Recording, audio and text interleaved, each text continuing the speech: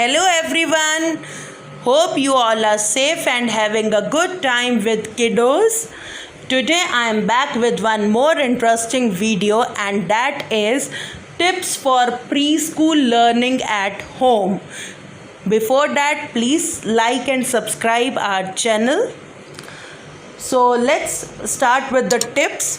The first tip is bilingual. आजकल हमें अपने बच्चों के लिए अपनी अप्रोच बाइलिंगुअल रखने की ज़रूरत पड़ गई है। पहले हमेशा हमारी लर्निंग अपनी मदर टंग में होती थी। हमने इंग्लिश कब सीखी? ठीक है, हमारे स्कूल इंग्लिश मीडियम थे, हम तब सारी पढ़ाई इंग्लिश में तब करते आए, लेकिन क्या हम अपने घर में तब इंग्लिश में बात करते थे? हार्डली, बहुत ही कम हम कभी करते थे।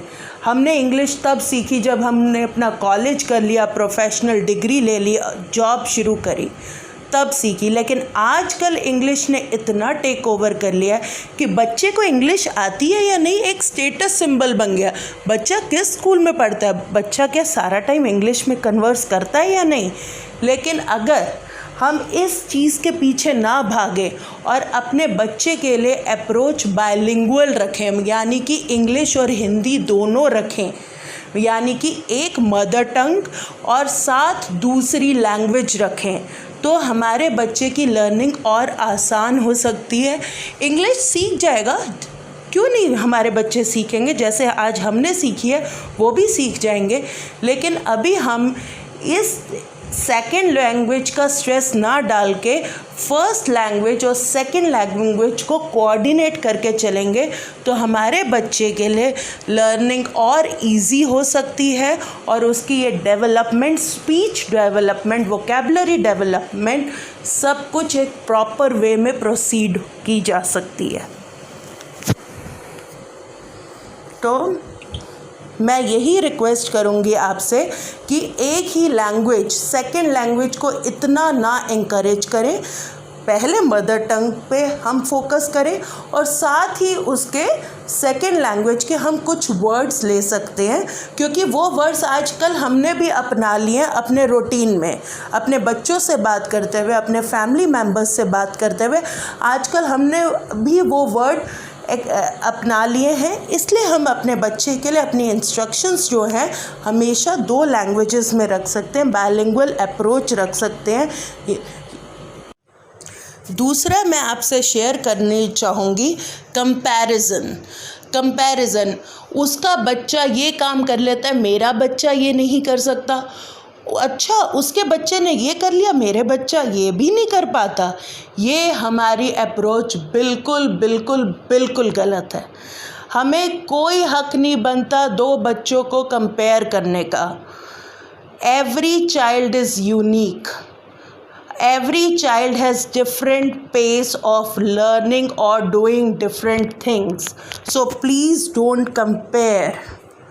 दूसरा आता है कंपैरिजन एक्टिविटीज़ को लेके, कि हम एक ही बच्चे की डिफरेंट एक्टिविटीज़ को कंपेयर कर रहे हैं। अरे ये तो कर लिया था, ये क्यों नहीं कर पा रहा, ये तो ऐसे कर लिया था, अब ये क्यों नहीं हो पा रहा। Each activity has some special features, कि अगर बच्चे ने वो फीचर्स कर लिए हैं और उसमें उसने बहुत अच्छा कर लिया, ज़रूरी नहीं है कि वो दूसरे में भी कर सके। So please don't compare. No comparison between 2 children, no comparison between 2 activities of the same child.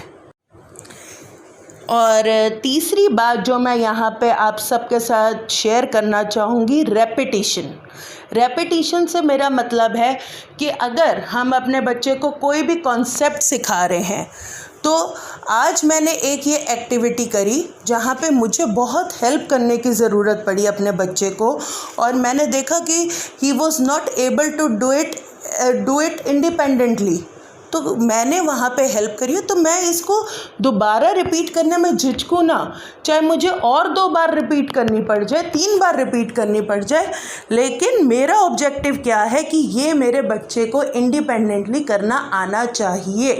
तो उसमें उस एक्टिविटी को रिपीट करने में कोई दिक्कत नहीं है।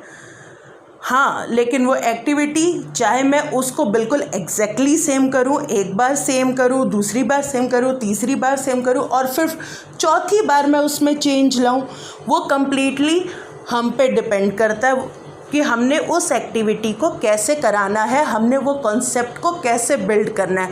पर रेपिटिशन करने में कहीं कोई हर्ज नहीं है। And fourth tip is preference to orals and development of locomotor skills. जब for the age group 2 to 3 years हमें ये सोच लेना चाहिए कि राइटिंग हमारा ऑब्जेक्टिव नहीं है, हमारा ऑब्जेक्टिव क्या है, स्पीच डेवलपमेंट। हमारा ऑब्जेक्टिव क्या है, हैंड, आईज, फिंगर्स कोऑर्डिनेशन। यहाँ पे मैं लोकोमोटर स्किल्स की बात करना चाहूँगी कि ग्रॉस मोटर स्किल्स में बच्चा वॉकिंग, जंपिंग, रनिंग, हॉपिंग, ये एक्टिविटीज़ कि इन एक्टिविटीज़ को अगर ये बच्चा कर पा रहा है तो हम कहते हैं gross motor skills are okay. और दूसरी बात मैं यहाँ पे और करना चाहूँगी, फाइन मोटर स्किल्स से मतलब है स्मॉलर मूवमेंट्स, और स्मॉलर मूवमेंट्स से मतलब है कि हाथ, उंगलियाँ, कलाई, इनकी मूवमेंट बच्चे की कैसी हो पा रही है, कैसे इसको डेवलप करना है, हमें वो चीज़ें सोचनी चाहिए, वो एक्टिविटीज़ प्लान करनी चाहिए यहाँ पर, रदर देन कि पेंसिल पकड़े और स्क्रिबल कर रहा है या नहीं, ए लिख पा रहा है या नहीं, बी लिख पा रहा है नहीं। ए बी लिखने के लिए पूरी उम्र पड़ी है, वो लिख लेगा, लेकिन यहाँ पे हमारा फोकस होना चाहिए development of locomotor skills. And again locomotor skills से मेरा मतलब है development of gross motor skills and fine motor skills. Hope these tips will help you, and we will meet again with more interesting videos. Till then, stay tuned and please subscribe. Thank you.